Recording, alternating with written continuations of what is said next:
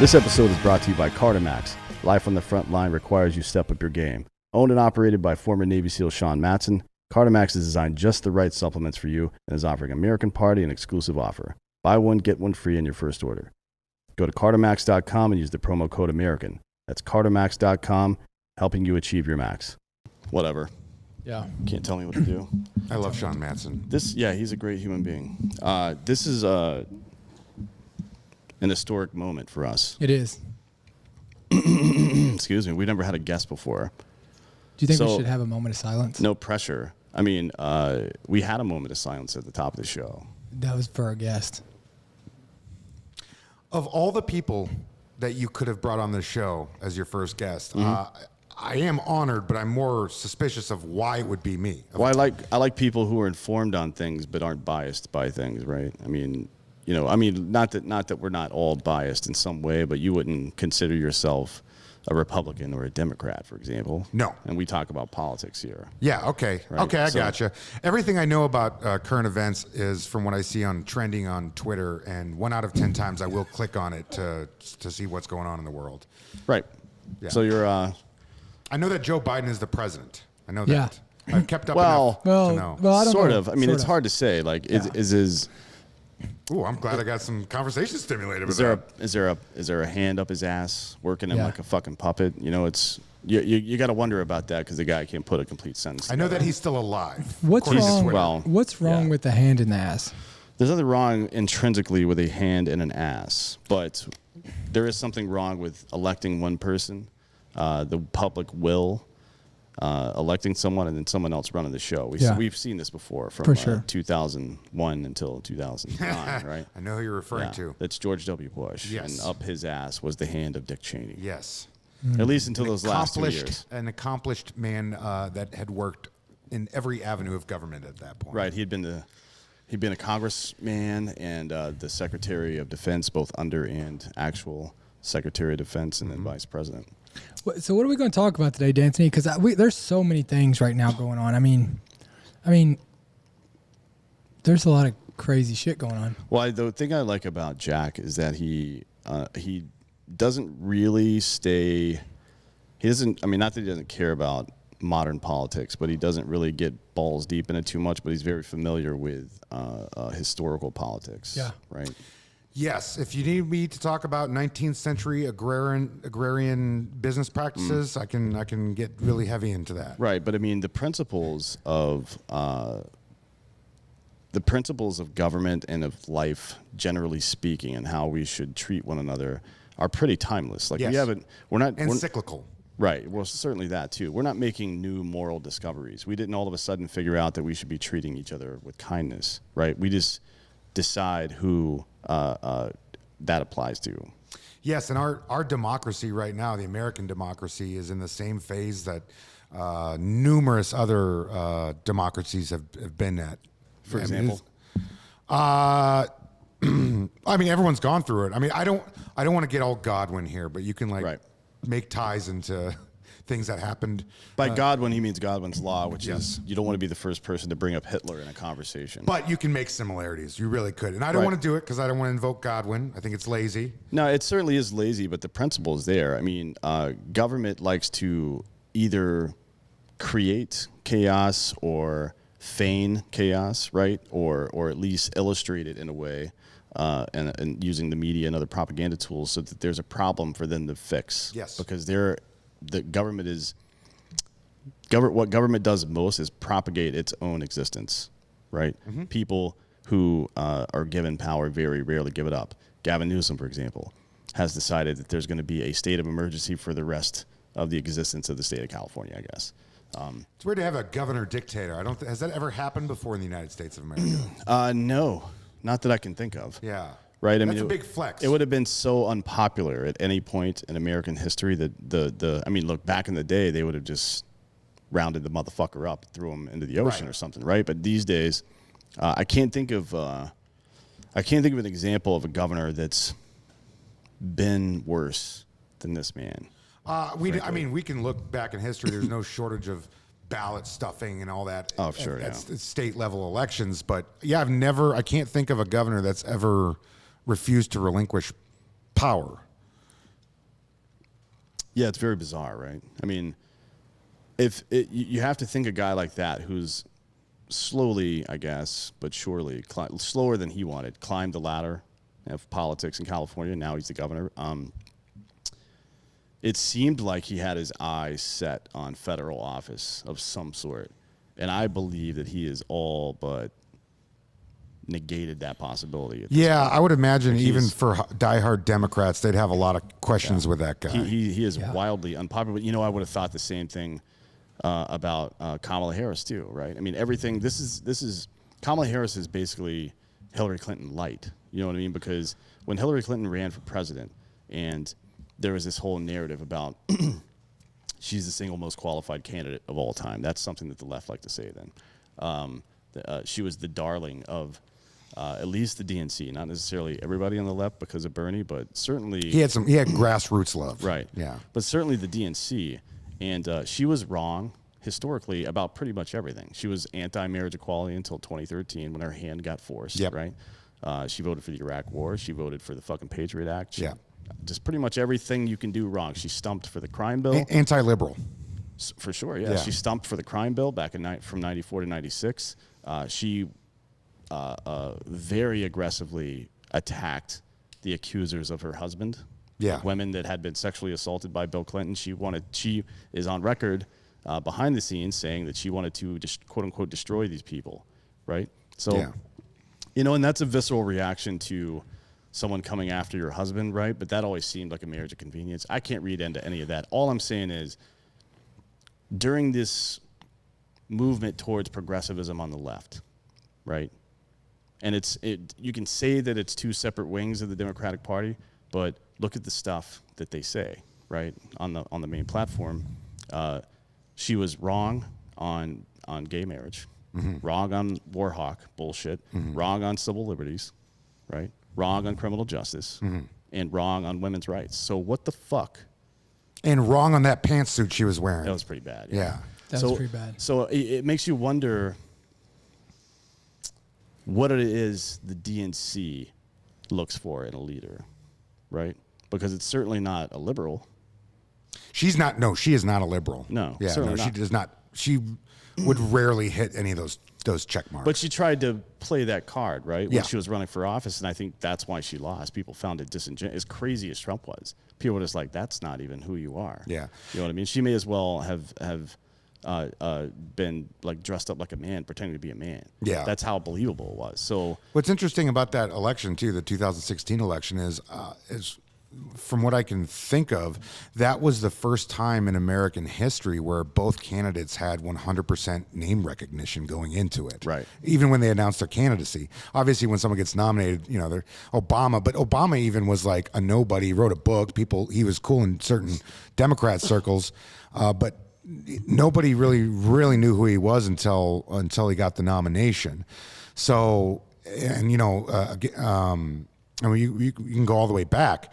I think that's the first time in American history where every single person in our country and arguably the world knew who was running for the president of the United States. Yeah. Right. Yeah, That's interesting. That's certainly the case, and now we're seeing a slightly lighter version of that. And what I mean is, Kamala Harris is her career is defined by being the chief supporter and enforcer of the crime bill in the largest state. Yeah, California's got a bad history with putting people in prison under the circumstances that they have. Are you referring to that? I'm referring to specifically black men in California. Yeah. And her... Well, I mean, there was a level of Jim Crow that was happening specifically in Los Angeles up until the 90s. Right. Yeah. Well, I mean, it continued way past the 90s for her. She was a district attorney in San Francisco, right? I'm not asking, I'm saying. Oh, okay, yeah. I'm like, I don't know that much. Yeah. She was a district attorney in San Francisco, and while there, would routinely and very intentionally file injunctions to block evidence from coming into court that would exonerate people who were sitting in prison. Black men who were sitting in prison. She went out of her way to block new information, new intelligence, new evidence from coming in that would set people free. Yeah. Right. Because it's bad for the resume. Correct. Yeah.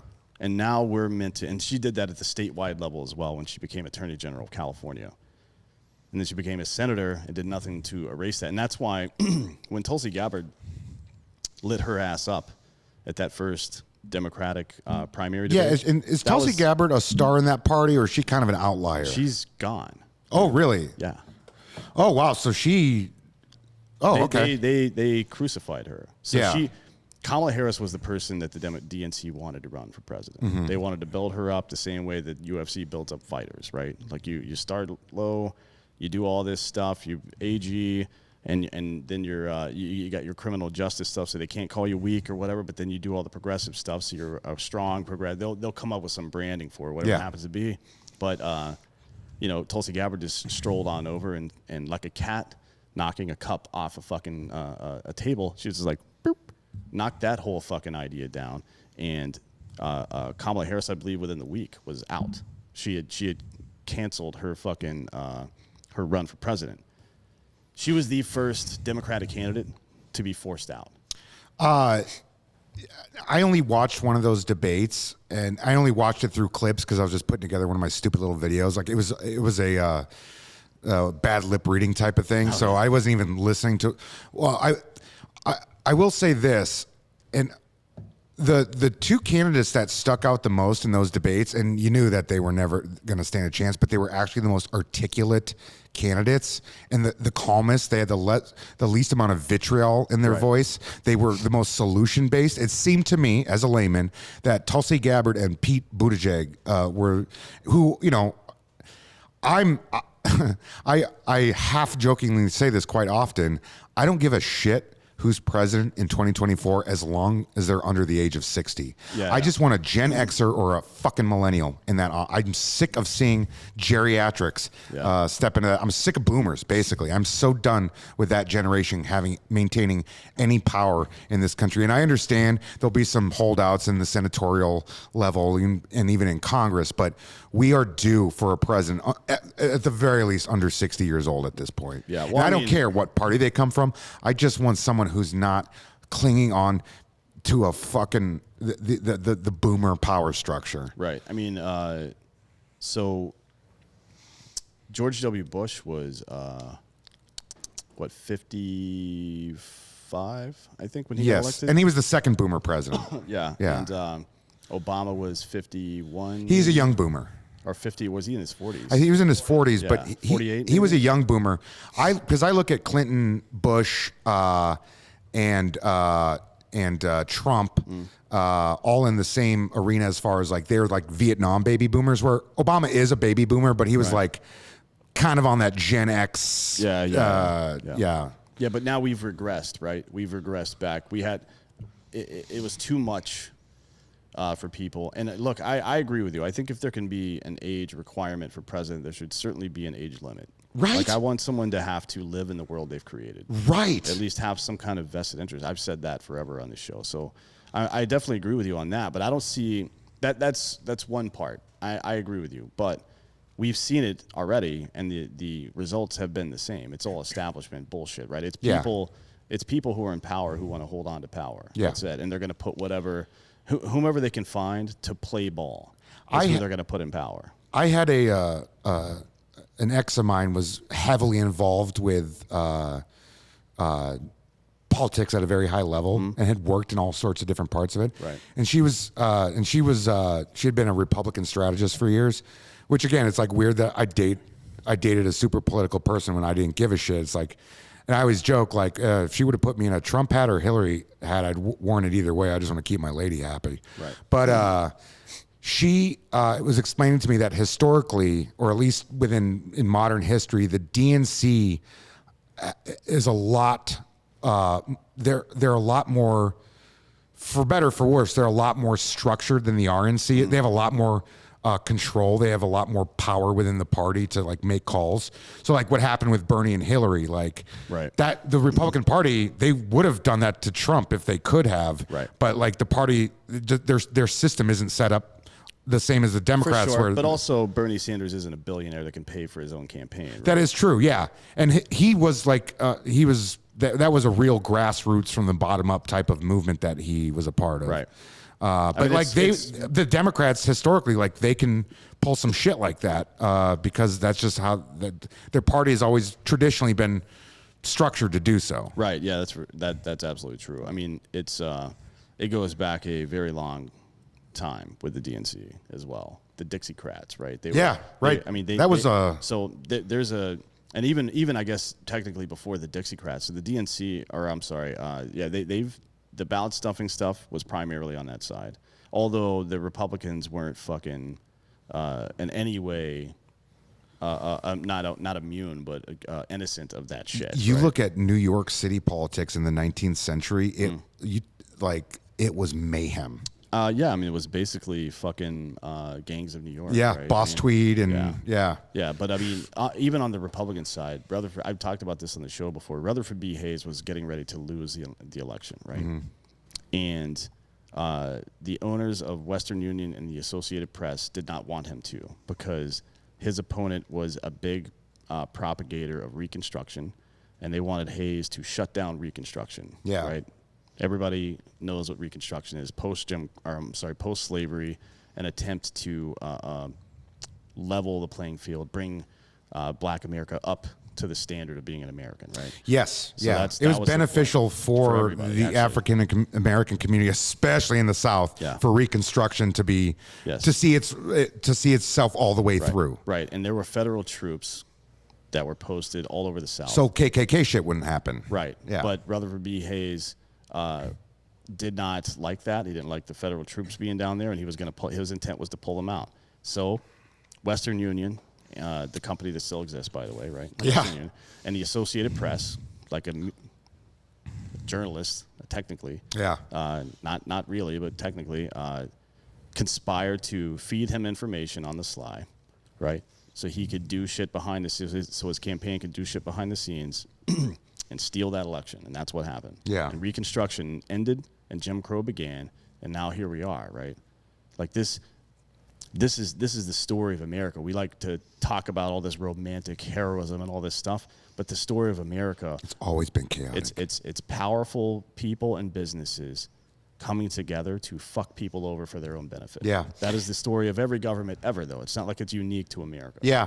And I don't want to sidetrack from that, but I always remind people what's going on right now is pretty crazy, and it can feel like you're living in the craziest time in American history. But the way our system was designed, we've actually gone through much more chaotic periods. The easy one to bring up is the Civil War. 500,000 people dead as a result, right? We're nowhere near that level right now.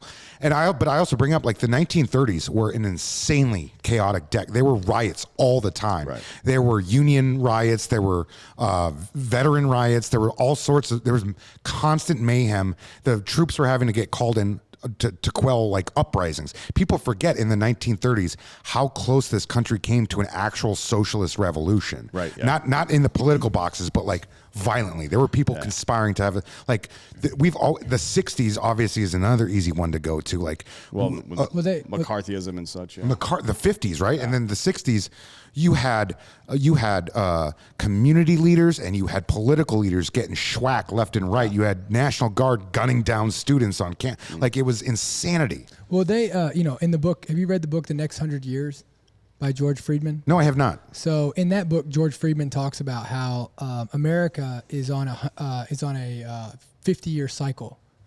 Yeah. So every 50 years, Some it happens crazy over shit again, happens. right? So if you look at where we're at, and he wrote this book in 2008. And in the book, he actually calls it down to the year of 2020 that there will be civil unrest all the way up until, I think it's like 2028. And that was going back to the 60s was the last time. And Well, then the there you go, 30s before right? that. So if you look at it, like, this is a normal one. So what they say the reason is America is one of the youngest countries on the planet. Yeah, but unlike other major have empires, we started off as a liberal democracy. Exactly. And so we have so much power, right? So it's almost like giving someone young a shit ton of power and them having to figure it out. Right? Yeah. And so like we're going through hormonal changes right now, like teenagers. but running the country, right? Running the world. Yeah. Right? And so I guess like what put us through us in power was after World War II, we owned. So like they say that the people who have power and run the world is whoever owns the ocean. Yeah. And we have the largest navy. Well, yeah, that was before air travel though. Now we also own the sky. Well, exactly. So You know what I mean? so we own both, right? And so that's what gave us as a young country the power over all these other countries. Right. And so with that though, with us being such a young, immature country, this is why you're seeing all the civil unrest. And he says that this is just part of the process of this country, and that it'll work itself out. I agree that it's part of the process, and the problem is that we don't see it that way. Like American patriots, as they like to call themselves, don't see it that way. They're constitutional originalists in a lot of cases. And look, I think the principles therein are certainly ones that I can live with. Yeah. I like that all the way up until the 10th Amendment. Everything after that, other than the repeal of like ending slavery was obviously 13th, good, but the rest of that shit, a lot of it is just fucking like two of them cancel each other out. So fuck that, right? But I think like so I also think I have this theory and there's nothing to back this up, but it's just my opinion. So I do believe that there is some level of racism. Like, look, we obviously fucked the black community over. There's no. We haven't fixed that yet, right? The quick data on that is we robbed about $1 trillion out of the black community for not paying for wages for slavery. So we fucked that over. But here's what I want to say is in our generation, like amongst us, I don't look at people as color, right? Like we've never known segregation. We grew up in schools that it was all colors going to school. Like I've never known anything like that. Have you?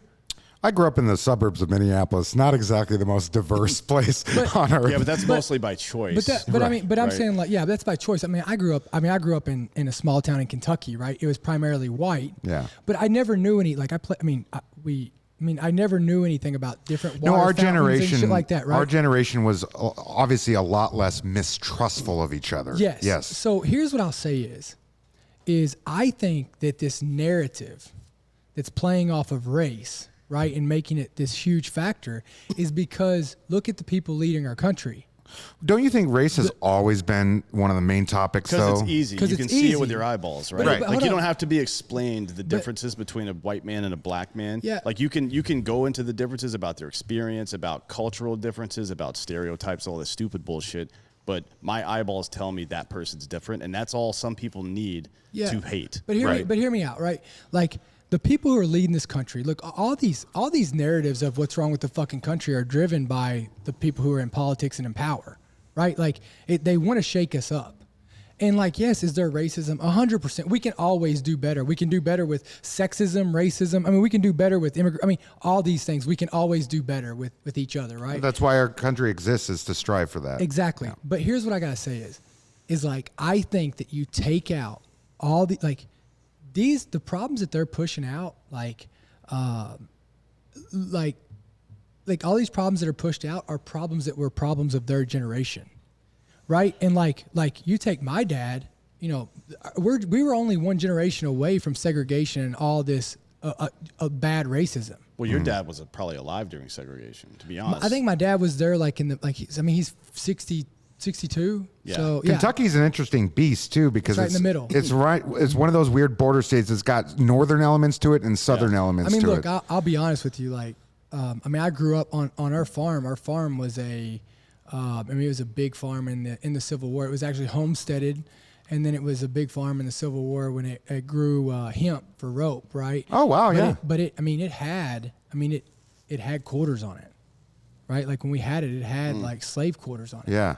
And so was this purchased by your most recent family, or is this an old family plot? So, it's been in my family since it was homesteaded. No shit. Yeah, since like the 1900s. That's one thing growing up where I did, as west of the Mississippi as I did and as far north as I did.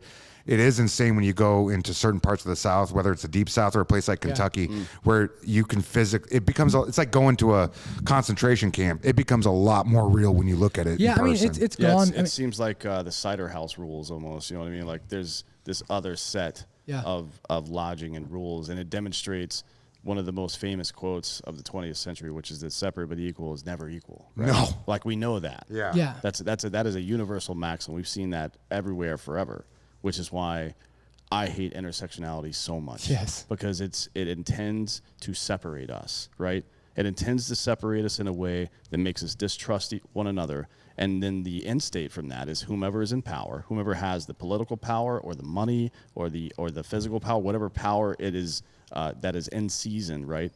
Whomever has that is going to displace and disenfranchise the other, whomever it is, right? That is a fucking problem that has persisted throughout human history, but we know it has, and we still can't seem to battle it in any kind of real way. But don't you feel like when we have a generation as old as we do leading this country, right? Like when what's the average age of the people in government right now?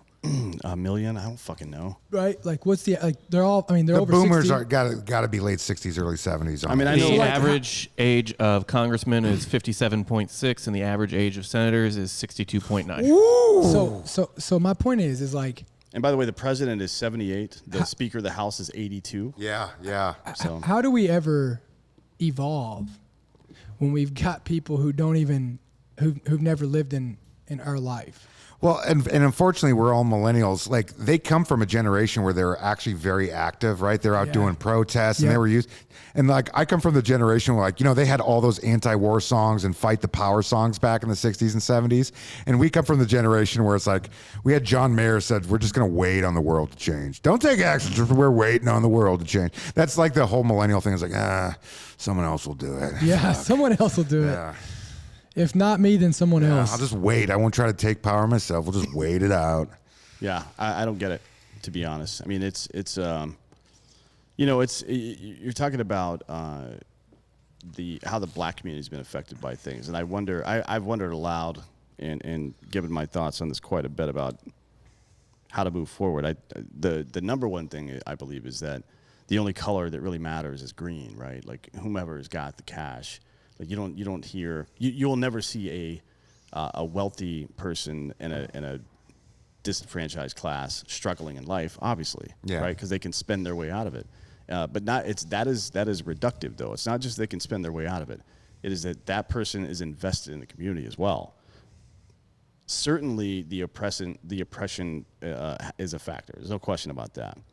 But when people are invested in the community, that oppression is relieved very quickly. Think about the gay community. In the early 2000s, it started to become a topic of conversation quite a bit.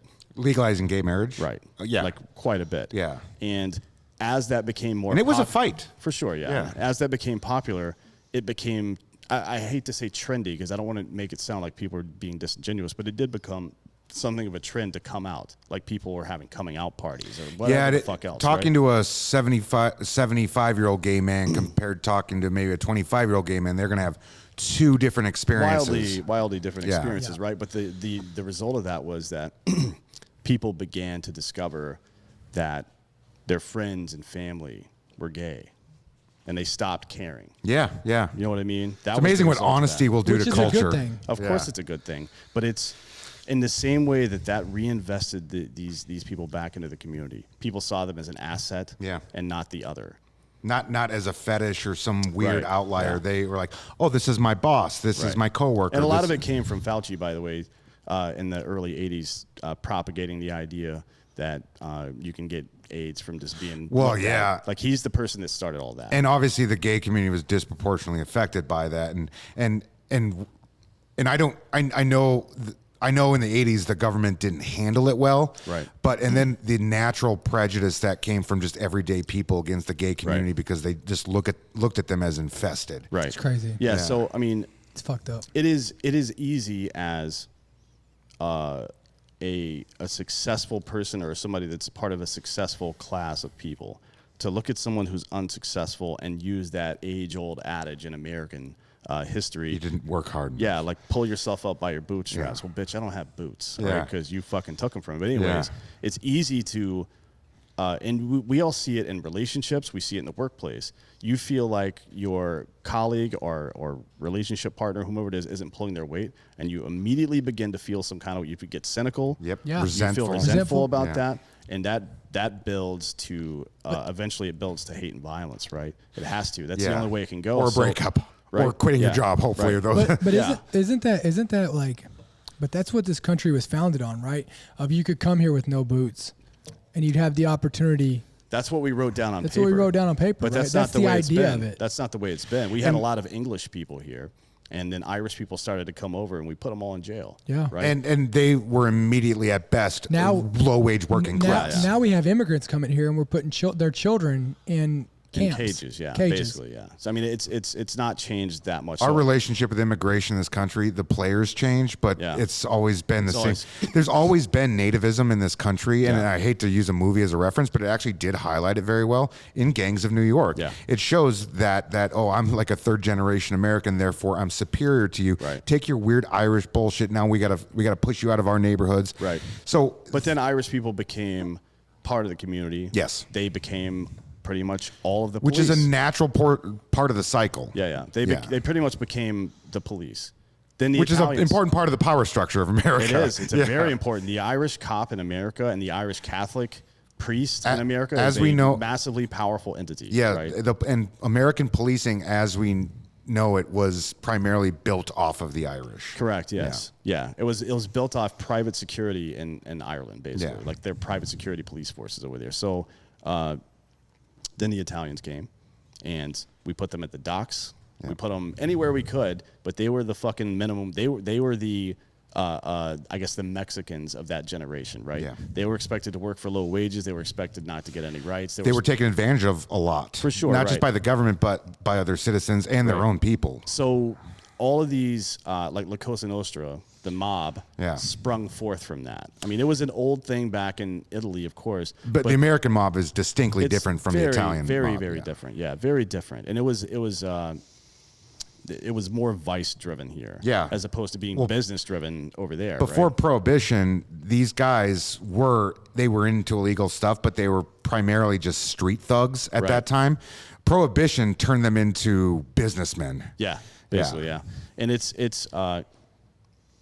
interesting to see that change. And then, other races started to come in after that and pretty much experience the same thing. We saw it in the 90s with a lot of African refugees coming here, Somalian, et cetera. I'm from Minneapolis. Yeah, I remember specifically when that began. Yeah. And they faced a lot of forms of course, prejudice. they still do. I yeah. mean, it's always been this this confluence of the things that are written down on paper and the things that most of us in our hearts believe, and then the execution The truth. of that, like the It's real perception versus reality. right. And the reality is that black people have never gotten a fair shake in this No, country. no chance. Not as a group. Like Not they're- as a group. Like very talented or brilliant black people in a lot of cases have, but as a group, we've not righted that wrong yet. Yeah. Now we've made progress, sure, but we've not righted that wrong yet, and it's a problem.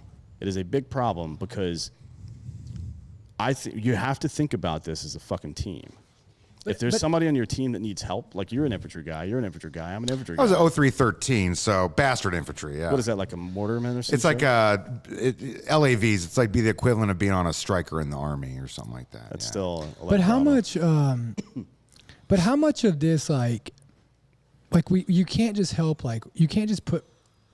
I don't think I think the way that this country's tried to do it is put in like. No, they do it through handouts well, because it's not- that's how not- you get votes. Yeah, like that's what I'm saying is like I think what they've tried to do is they've tried to put like scholarships for minorities, right? Like they've tried to do this, but what they haven't done is tried to go in and change the lifestyle, right? Like you go to my town and it's the same fucking cycle, Right. Right? Like you go to school, and most people are doing exactly what their fucking parents did. Yeah. It's just a generational cycle, right? But do you think that has to do with the size of your community and just the culture in that specific part of the country? I think it's the level of. You look at Kentucky. Kentucky is one of the unhealthiest states in the country. You look at Kentucky, like fuck, they're broke, right? Yeah. Like you go to the mean. Let me see what the income in my hometown is like probably $30,000. You're from Central, Western, Eastern? South Central. Okay. Eastern's even worse, right? So like when you look That's at when you this, the hillbillies and talk about the whites of West Virginia. and under and I don't want to detract, but you want to talk about an interesting form of prejudice that's happened in the United States history is the mountain people. Yeah. Kind of not that they suffered the same kind of prejudices that other people have, but it has been its very own flavor of it. Hey, listen, the median annual income is $30,744 in my hometown. Yeah. Right. I think it's less of the whole thing about it being your parents. I'm sure that has something to do with it. Yeah, but if you've never seen, like, here's what I'll tell you. Here's what the Marine Corps did for me. Like, I would have gone to college, came home, found some job, probably went back working on a farm or something, right? Yeah. Because that's as big as the world I've ever seen.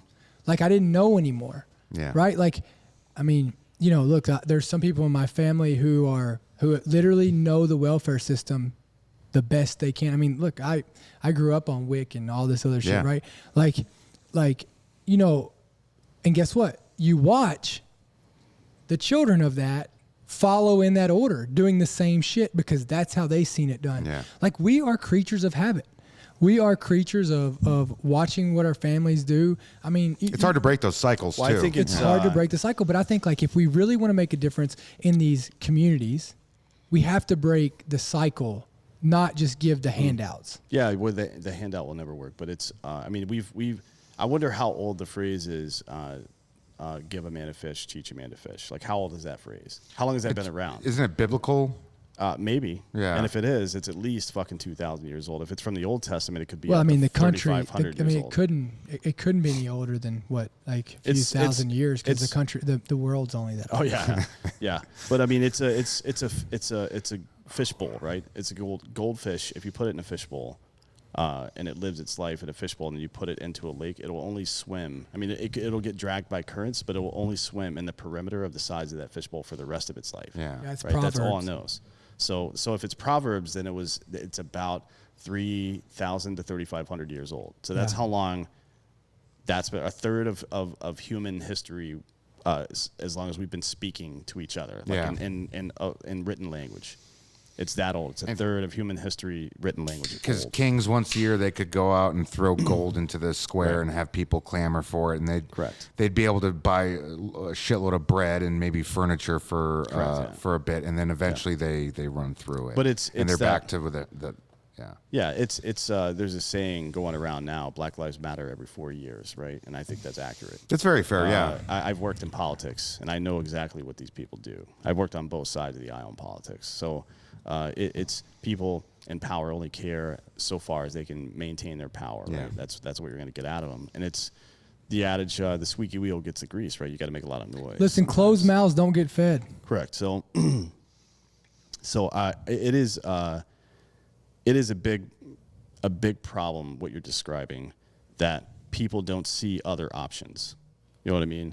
Like if a human being is raised to believe their options are to have an antagonistic viewpoint towards society at large, police, etc., then they're going to do that. Yeah. Right. Some people will break free of that, but the vast majority of people will not, because that's not how people's minds work.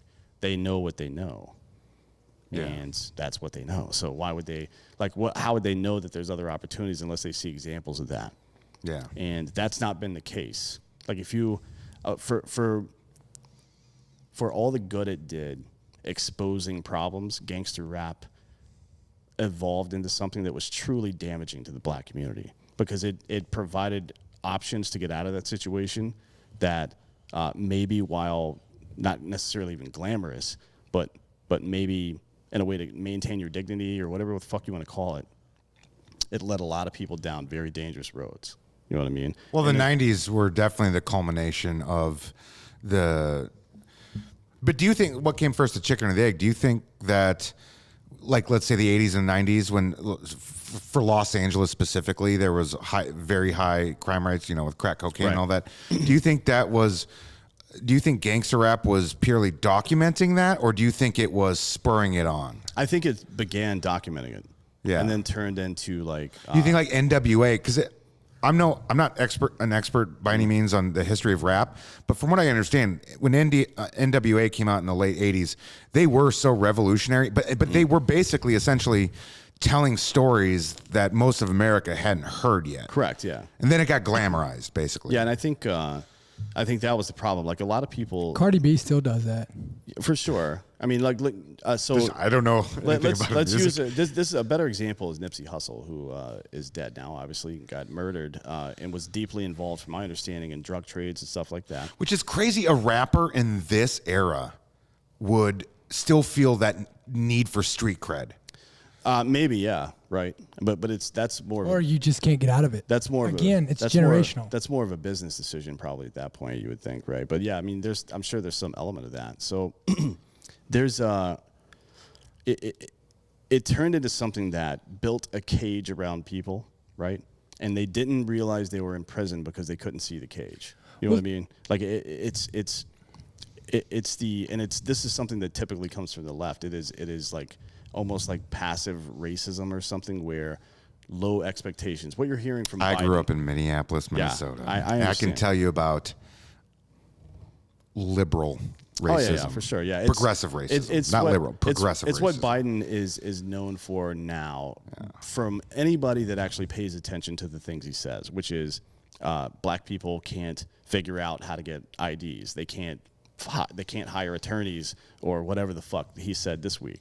I mean, it's always something with this guy, and it's the fucking slow creep of casual racism.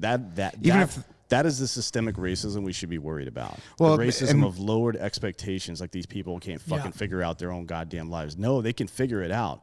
They just didn't know it was an option for them. They thought we were living in two different places, and for a long time we fucking were. You know what I mean? Let me ask you this: like with them decriminalizing all these drugs, why are they not letting them out of jail? I think in certain places that is a major concern. It is a thing in Colorado. The governor signed something where people who are gotta But I mean, look at California. Yeah. I mean, look at all the way across. Like if it's not fucking illegal today, then you should be letting them out of fucking jail. Well, I mean, there's two parts to that conversation. One is, was it illegal for a good reason before and now it's not? If they broke the law when it was illegal for a good reason, then maybe they should be in jail, right? But were they simple drug pushers, or were they part of a larger criminal organization? But if it was never like weed, for example, 33% of the people in prison, not jail, prison right now, are in prison for some kind of weed-related offense. So why let them out? That is one of our, in the modern world, or I'm sorry, in modern America, in the 20th century at least, that's one of our like biggest fuck ups. Yeah. I would say that is on par with Jim Crow, frankly, because it had the same effect. Like the drug war was just an extension of Jim Crow. It was. It affected white communities too, but like not nearly the same. No, exactly. Disproportionately affected people of color, specifically the African American community. Black people. You don't have to say African American because they're not all from Africa, right? Now you're being right. I'm just kidding. No, I want you. I prefer to be racist. referred to as a European American. I'm just ahead of the times like that. Well, so that's absolutely true.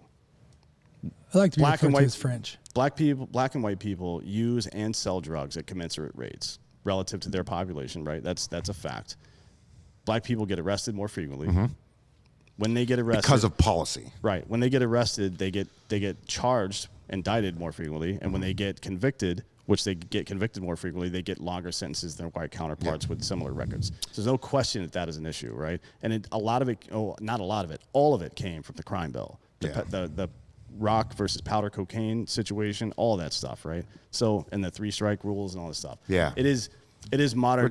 Everybody likes to use the phrase modern Jim Crow when they're talking about voting rights and all this bullshit. But the modern Jim Crow was started by Joe Biden and Hillary Clinton with the crime bill. And to be fair, most Republicans also voted for that shit. Yeah. They try to pretend now like it was all Biden and fucking Hillary Clinton on the stump. No, they both all these motherfuckers voted for that shit. Yeah. Very few people stood up to that. Yeah. So Strom Thurmond didn't mind seeing black people imprisoned. Strom Thurmond ran for president in 1948 on the segregationist ticket. Yeah. So if you have any questions about that asshole. I'm from South Carolina, by the way. That's why I know that. So we've had a lot of these issues. What we've never done is get people reinvested in the American experience, right? we're living in different worlds. We have the immigrant world, where people from primarily Asian countries are coming here and succeeding very well because they never had to deal with that other bullshit. They never got convinced that America wouldn't work for them. That's why everybody's like, well, Asians fucking figured it out, because they were never exposed to an America that said no to them, ever. Not at any point. They came here and were immediately business people. But do you think, like in certain Asian communities, like I'm from Minneapolis, but there's much bigger Asian communities we could use as a reference, like the Korean American community, the right, Hmongs Chinese have had trouble. So Hmongs did, but also they had trouble in that part of the world. In Southeast Asia, they were already a shit on minority group in Southeast Asia. Right. So when they came to the United States, the Hmong community, and I'm saying from what I grew up around, the Hmong community actually assimilated relatively well within 1 or 2 generations. They started coming in the early 90s. And in modern Minneapolis, you'll see a lot of Hmong political leaders. You'll see a lot of Hmong in the city, city services like police and the fire department. You'll see successful, Hmong businessmen at this point. They were able to assimilate, but there was a system set up for them for when new Hmong people were coming in. That right, we had figured it out by then. But we had figured out that people need a transition into people that come here are people that are moving from one class to another, need some kind of fucking structure to make that happen that gets them. They need help. Everyone needs help. Yeah, for sure. But they need the help needs to come in a form that makes them feel like they're invested in their community now. You know what I mean? Like they have to feel equity in what they're doing. Otherwise, so think about the way you treat your car versus the way you treat a rental car. Right? Yeah. Vastly different behavior for most people. Right? The way you treat a public building versus the way you treat your own home. Yeah. Vastly different. And when people feel like, well, this isn't mine. When I say this, I mean that fucking flag right there. They don't think America belongs to them. They still feel like they're not no part sense of of pride, right? No ownership. So they're not going to have ownership. Yeah. No reasonable person would feel ownership in something they've been boxed out of for years. Do you think for and it's not abnormal for a brand new immigrant to feel that weird, be at that point, but like when you look at every major immigration population in the history of this country, there is the interesting juxtaposition between, mom and dad who showed up and then that first generation American kid who they become two completely different people in many ways. So this is my question, right? Do you think, so in the last 10 years, have we progressed or regressed? I think we've progressed. You do? I think in all of American history, look, I'm a pessimist. Socially, you think we've yes, progressed? I'm a natural pessimist. I will, and history's my deal. I can literally go back to every decade in America and just go down a rampage about how it was a fucked up time. Everything's overrated. Like we romanticize. Okay, the last 2 years. I generally, yes. Socially, we've progressed. We're not as nice to each other. We won't listen to each other as much, but socially. Are we more divided in the last 10 years? Yes, but because that's with like the increase of people using the internet and everything like that. We're going through a transition right now that the world has never seen before. 100%. But especially in our society, we don't know how. We're still learning how to handle the internet. On one part of it though is like, do you think it's because our generation, like you said earlier, is because you're letting this again older generation that's out of touch with what like the realities of our world is, right? Our tech laws are behind, that's for sure. Well, what I'm saying is you're letting this older generation lead because our generation's sitting there like, well, somebody else will get it, right? Like if our generation would step up and lead and push this country to where it's the reality for what we live in, not what Joe Biden lived in. Yeah. Because most of his peers are in retirement homes or retired. Or dead. Yeah.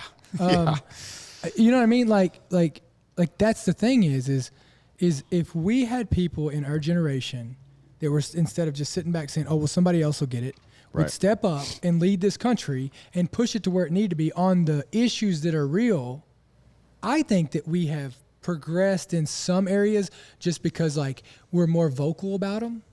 But I don't think we have genuinely made true change that will stick Well, think about it this way. If you're in a relationship, right, and you guys are not communicating well, and all of a sudden you start communicating well. You start talking about how you're feeling about things, and that's great, right? Because now you can get on the same page as one another. But when you start talking about your feelings as concrete, right, as absolutes, like I feel this, that behavior makes me feel this way, so that's wrong. And that's not how life is, No, right? but like, let me give you an example, right? Like, so yes, we've started looking at how, you know, the true crime rates with the black community. We've more focused on that than we have been in a long time, right? Because I mean, in my lifetime, I feel like it's always been it was always talked about in the 90s. But now it's back up again. Now we're focused on it. But now look what's happened is now it's gone so crazy. Like defund the police. Now crime rates in Minneapolis have gone through the roof. Well, right? not in New just York. Minneapolis. Every single fucking state. Every place that's done it. COVID probably has something to do with what that I'm too, saying yeah. is COVID too. But I'm just saying like. Yeah, but crime rates haven't gone up since the 90s. No, they haven't gone up since the shutdown stopped.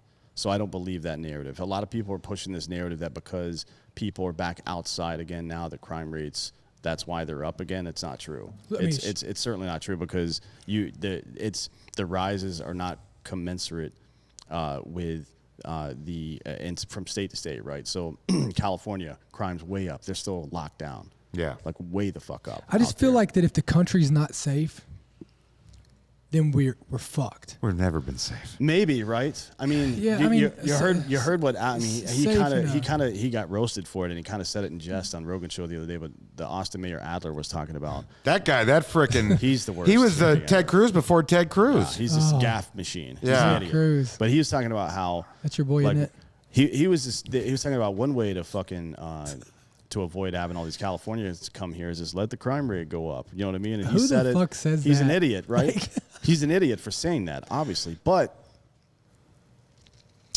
having a common enemy is something that is a good thing for human beings. We've not been able to map that onto an existential threat yet. We've been able to map it onto the Nazis. The Nazis are real, right?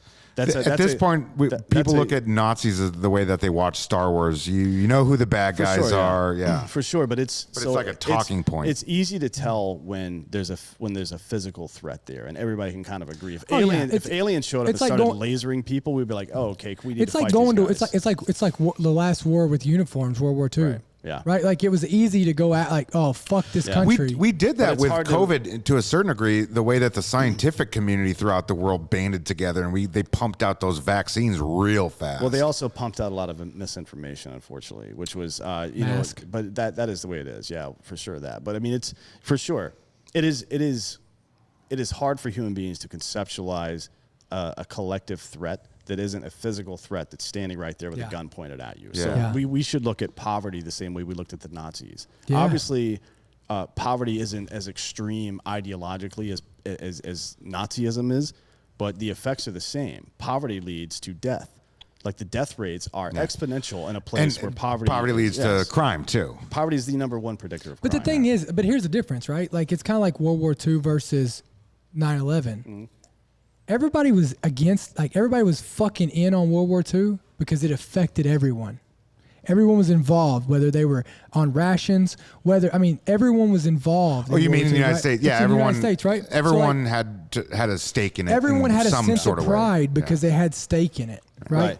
But I mean, it's like now. When's the last time we fought a war that meant something? No, I got you. But that's not. But here's my point: is like poverty. It doesn't affect everyone. Correct. That's why they can't get on. Well, board no, that's with it. not true though. It does affect everyone. The reason we can't have a normal healthcare program in America instead of health insurance, which is bullshit. By the idea of health insurance is the dumbest shit of all time. We take 100% of the money we have for healthcare. We give 20% of it to a bunch of assholes, right? And we get nothing for that. Yeah, and so poor people having to use emergency rooms like daily clinics is what makes your fucking shit cost way more. I got it, but either way, green. If you are above. If you're in the middle class, you can overcompensate, and poverty doesn't have to be a reality. Exactly. I'm not saying that people, you can drive around and ignore the fucking the you can literally live in a part of town. You can choose to live in a part of town to ignore the fucking reality of how ugly the world is. You can never go to the border and never turn your fucking TV on and choose not to see the reality. I cannot drive over and see, you know, I can sit here and look at the people under the underpasses and say, oh, you know, they're fucked up drug users. Not that they might have got dealt a bad hand, or not that they might have had a mental issue or something like that. You know, it's so easy in the United States of America to get on your fucking high horse, because you can do it with green. Right. You can literally buy yourself out of every reality that you fucking want to. You don't have to face any reality. It's all about how much money you got. Yeah, that's pretty much literally true. The only like that, and that's what's fucked up in this world. What I'm saying is that yes, you are correct. People do choose to ignore that frequently, but they still feel the effects of it, whether they want to admit it or not. They you know do, I mean? but you like, feel the but they effects had rather violence and the cost of preventing violence, the cost of welfare programs, and all of this other shit. But you pay for it eventually somewhere. But it's like it's just like with the healthcare system. It's just like with fucking medication, right? Like if I don't want to feel pain, I can take a pill for it. I can literally get a pill for anything I don't want to go through. If my life is hard because I'm fucked up or I've done something wrong, I can go to the doctor and get medication for it. You know what I mean? Like I can literally find a way to drown out any pain that is in my life. And same thing with life. Like I can ignore anything with money. Yeah, it might. I would rather it affect my, like people would look at it like this. I'd rather it affect my pocketbook. I'd rather write a check for it than I would to have to go see it with my own two eyes and have to face that this world is that fucked up. Right, and the American public, by the way, is extremely generous in that way. 100%. We are one of the most philanthropic societies but in the history of the world. The problem is we've put entirely too much trust in the people that sit at those waypoints. Yes. We put way too much trust in government and politicians and big business that likes to donate. Too much trust in 501c3s like the Wounded Warrior Project or like fucking Southwest Key programs, right, that we talked about last week on the show. These assholes who have made billions of dollars. Yep.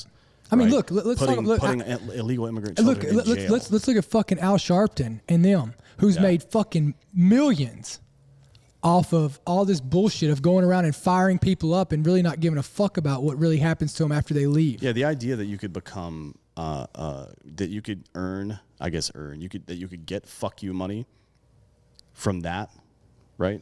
It's American dream, baby. Right. We got all sorts of ways to make money in this fucking country. To me, that is the American nightmare, right? That is. It's always been. We're a country of. We've always been a country of snake oil salesmen. But look at we're hustlers. Yeah. How much is this? How much did the CEO of BLM bring in? Well, she bought like a couple $1 million worth of houses, and she had to step down though. So okay. Oh yeah, I'm not that educated on that topic. Yes. You want to talk shit about the Pledge of Allegiance though, because I could really get it on that one. I'm not a big fan of socialism. No, I know. Same here. Yeah, big reason why I'm anti-Pledge of Allegiance is when you look at the history of it, it is rooted in socialist bullshit. Yeah, it's. I got you. McCarthyism tried to. That was the second wave of it, which is just was just as.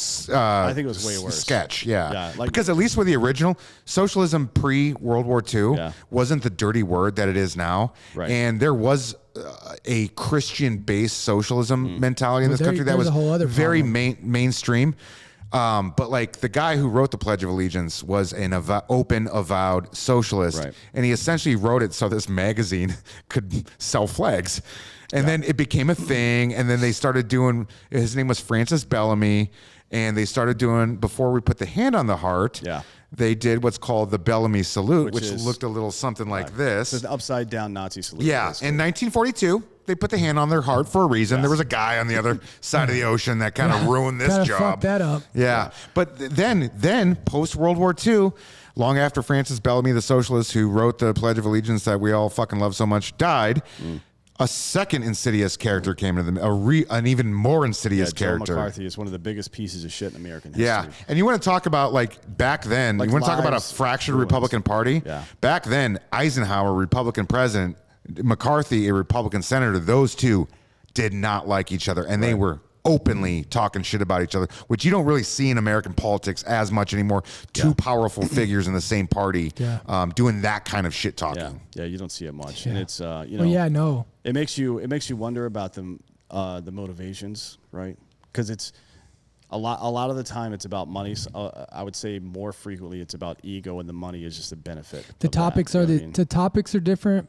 but the motivation is usually the same. Yeah, it's usually money and power, right? Yeah, I mean, and McCarthy, like that whole anti-communism thing was for his own rise, primarily. Yeah. He wanted to be a star in the party, Yeah. and it was one of those things that probably started out with good intentions. We don't like communism. I think most Americans can agree on that. Right. But then it turned into a genuine witch hunt. People who didn't deserve to have their lives ruined were ruined. Yeah. And it was people were imprisoned. Yes, it was one of the darkest periods of the 50s, which was supposed to be this, again, when you look at it nostalgically, it was supposed to be this prosperous. The good old days. That's yeah, how we the refer to good the old days, 1950s, which yeah. the 50s wasn't the good old days. There was a lot of fucked up shit going on in that decade. Yeah, it's quite a Teen bit. pregnancy rates were at an all-time high. It was like nuts. And it's almost unbelievable that people that are whose entire existence, that job exists to serve and protect people, right? And that's what I'm talking about when I say we haven't paid enough attention to the people that sit at the waypoints of American generosity and the people who need that help. And I don't just mean money. I mean the ideological waypoints as well. People like McCarthy, for example, who take a genuine distrust and dislike of communism, which is evil, and turn it into something. There was a reason why we didn't like the Soviets. Right. We're justified to not like the Soviets. They weaponize it for their own benefit. Yep. Just like we talked about last week with this asshole who runs Southwest Key programs. He's running these nonprofits. 0.6 miles away from right here. Yeah, not a nonprofit that has worked for 20 years in government, made billions of dollars, and what they do is they detain fucking illegal immigrant children, hold them until they're 18, until they can be deported, right? And they've made billions of dollars. They have all these. They're like a government-sponsored foster care of some sort. Yeah, it's kind of like a camp. I would say it's more like a camp because they're keeping them in like abandoned warehouses. and How shit. does the keep Fourth them- Amendment? I don't know. They keep them in Because abandoned. you don't have an like. No, you do. Yeah, the constitutional amendments apply to. But I got you. But I'm just saying, everybody like, else. listen, who's going to track it? Yeah, no one's tracking it. So they're operating as like embassies. Essentially, yeah. CBP. Like you can't fucking go. The look at 'em. CBP people that I've talked to said they're not allowed to go there. Right? They don't have arrest powers at that place. I don't know what that means, frankly, because I didn't know the CDC had arrest. CBP. Oh, CBP. yes, Okay. yeah. But So- like nobody can go there. Like nobody. Like they're not reporting Right. their numbers since 2018. And the fucking the buildings that they're renting out to keep these kids detained, it's the nonprofit is renting them from for-profit organizations owned by the board members of the nonprofit. Yeah. Okay. So what happens when they turn 18? They just ship 'em call back. up ICE and have them. They either release them out into the wild, into America, right? Just like, hey, you're done And now. even though they've been institutionalized in a country that's not natively theirs, Right. Okay. And then it's either that or they're deported. One of those two things. Which are neither are healthy options. But let me after ask you- And you've these are children. broken the Fourth Amendment These are to children. illegally detain. Correct. Oh, Yeah. Well, So there's no goddamn due process. They don't get a court date. They're just children held by the government until it's time to kick them the fuck out. All right. That's what's happening. And not only is that happening. So it's a racket, basically. Not only is that happening, but they're renting buildings trafficking. from themselves. They're renting buildings from a nonprofit, from their for-profit organizations, and paying somewhere between 5 and 10 times more in rent than they should be. Yeah. Right. so they're writing it off. and all, Correct. yeah. So Fuck, not it's only going in their pocket. and the kids, there's like one instance in Arizona where a dude with fucking HIV raped 7 teenage boys. Right. It's right. It's the same way the American foster system is rife with corruption and Yeah. rife with abuse. This is just way worse, and there's nobody looking because you're not even allowed to look. Right. So not only are they fucking these kids over, they're using it to profiteer and steal from the American taxpayer. This is the worst thing you can possibly imagine, and it's happening right now, half a mile away from here, under our noses, and not a goddamn thing you can do about it. So we have put entirely too much trust in the people at the waypoints between our kindness and generosity and the people who fucking need it, and those people have to go. I don't Yeah. care if it's a politician, if it's a fucking a charity, if it's the Catholic Church, right? Because they're fucking complicit in all this shit. If it's any of these entities, they have to go. Right, we have to figure out a way to, Or at least administer- lose their tax exempt status. Well, no, fuck that. They have to go. So we either have to figure out some administrative way to get them out of here, or we need to start bulldozing these fucking buildings. Frankly, I mean, I don't like the idea of violence even being an option in some of these cases, but when it comes to children being taken advantage of, I will fucking murder the fuck out of you. All right, that is the Rubicon. You cross that line, and now my fucking gun's in your face. That's just how it is, right?